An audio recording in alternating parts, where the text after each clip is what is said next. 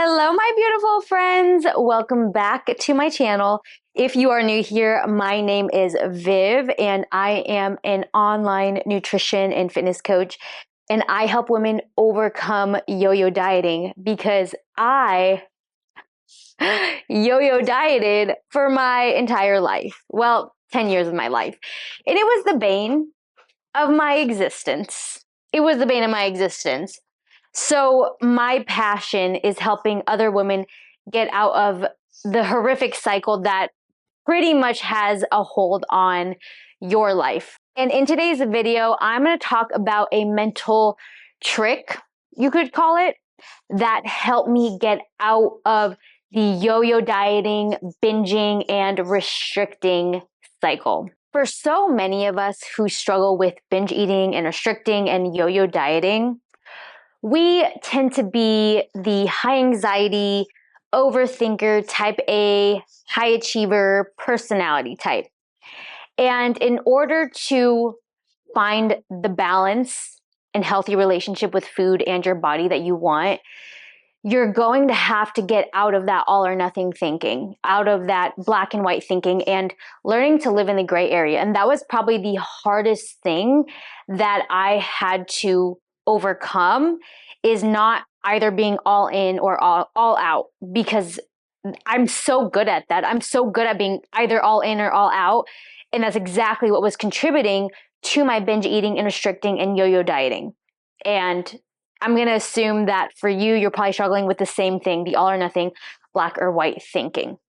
And so what you need to understand is that we have been thinking in this perfectionistic, type A, high stress, ambitious driven mindset for probably most of our lives.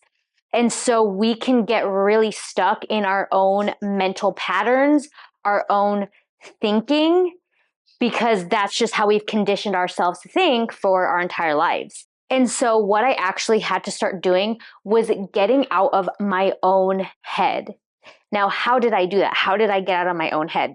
I started to ask myself, okay, who do I know whose personality I admire? Because they are very adaptable, they're relaxed, they're easygoing, they have a positive relationship with food, with their body, they don't overthink anything, they don't overly stress about anything. Who do I know that embodies that type of energy that I ultimately want to embody myself? And I had a few different people in my life that came to mind. And so for you, I encourage you to ask yourself, who do you know that has a positive relationship with food, that has a positive relationship with their body? And it doesn't even have to be somebody that you know in real life. It could be somebody you follow online, or even just the ideal version of yourself that you would envision. Now, I want you to ask yourself, how would this person approach their daily lifestyle? How would this person approach going out to eat? How would this person approach their day-to-day? How would this person approach food on vacation? How would this person approach exercise?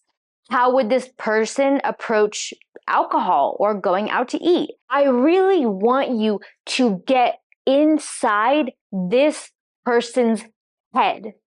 What would they think? What are the actions they would take?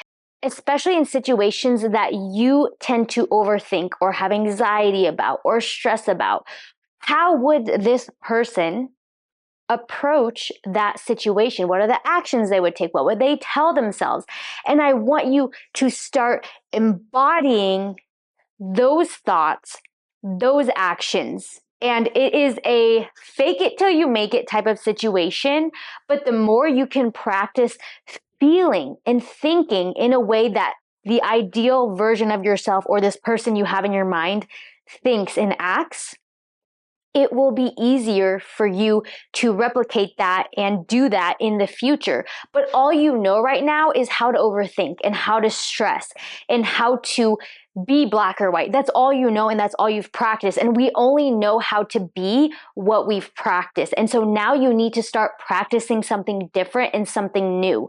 But if you try to come at it with your own thinking, you will most likely bring your tendencies of overthinking and overstressing into the situation. So it's very helpful to envision yourself as somebody who doesn't overthink and doesn't stress and can just approach situations in a relaxed manner, and envision what that person would do, what they would say, what they would think, and start to act as if you were that person. So to give you an example, I use my boyfriend in situations because he has a really great relationship with food where he doesn't overthink it and he can eat whatever he's craving.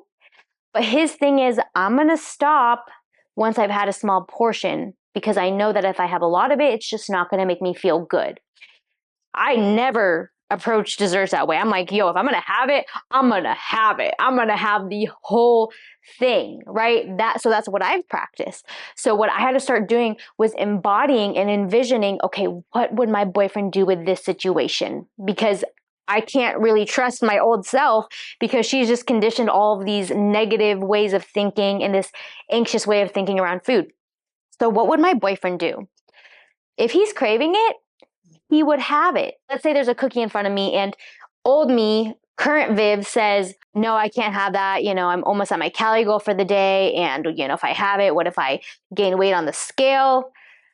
All right, I already know that my thinking isn't going to get me where I want to be because it's kept me in this binge eating, yo-yo dieting cycle for 10 years. So I can't really trust my thoughts in this moment. So then I go, all right, what would my boyfriend do in this situation? I tune into his thoughts and I can tell he would let himself have it. If he wanted it and he was craving it, he would just let himself have it. He would let himself have a small portion of it so that he doesn't feel overly stuffed, but he would definitely let himself have it. And he would eat it slowly and he would enjoy it. He wouldn't scarf it down like I normally would have. So I sit there and I embody as if I was him and I embody his energy as best as I can. This is going to take practice, but I embody his energy as best as I can. I act as if it's no big deal, totally fine, even though, I may be feeling a little bit stressed out because that is my go-to habit. But I do my best to embody that calm, I can have this, it's no big deal feeling. And again, I fake it till I make it. And here's the thing. The more you fake it till you make it, and you can just really start to practice those feelings, you will actually start to feel those feelings.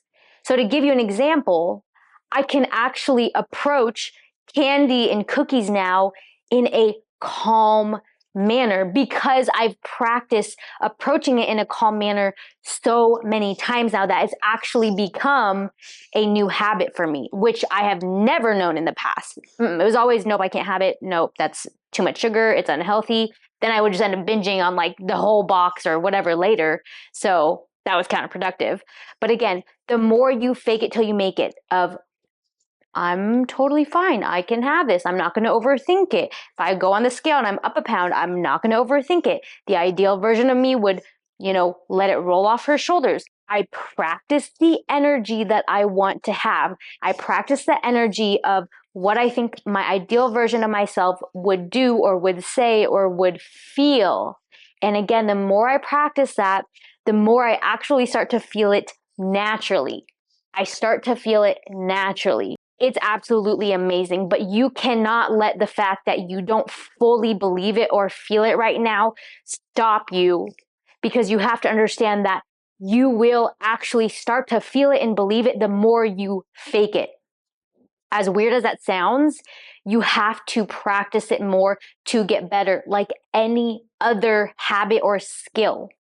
But you have never practiced feeling calm, serene, totally chill around food. You've never practiced that. All you know is how to stress and overthink it. So now you've gotten so good at overthinking food because, again, that's what you've practiced. But the more you practice not overthinking it, letting things be as they are, being chill around your cravings, allowing yourself to have what you're craving, it gets easier and you actually will start to become that person, but you have to practice it first. You don't just go from being stressed to calm overnight. You have to practice feelings of calmness and serenity to then understand and familiarize yourself with how that would actually feel. And then, like I said, you will start to naturally feel that and get better at embodying the feelings that you want without actually having to exert this effort and willpower that you will have to exert in the beginning. But you can't trust your own mind or your own feelings at the moment because all you've practiced is how to overthink everything. So start to envision what your ideal self would do, would feel like, would act, or somebody that you know who actually has a positive relationship with food in their body. What would they do, say, act, and think in this scenario? And the more you can bring that into your daily life, again, the more you will actually start to become that person.